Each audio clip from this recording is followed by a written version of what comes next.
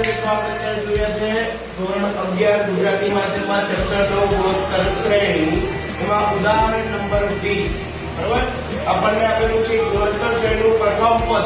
પદ જેને આપણે a કહીએ છીએ એટલે કે 3 આપેલું છે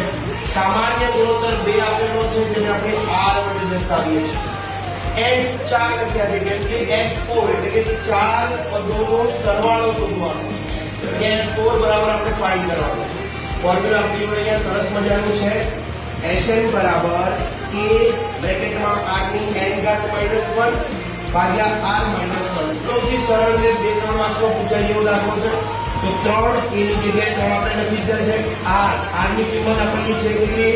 2 આપેલી છે બરાબર તો લખીએ 2 એની n ઘાત એટલે 4 ઘાત 1 ને m ના m મૂકીએ બરાબર એના જોડે કોઈ લખવું નથી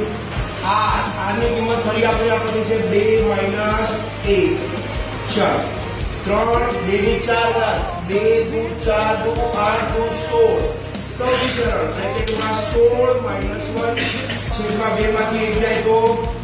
1 જ વધે બરાબર 16 માંથી 1 જાય તો 3 ગુણ્યા 15 ભાગ્યા 1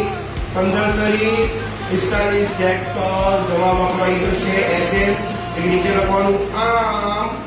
પ્રથમ 4 પદોનો સરવાળો 45 થાય. Thank you.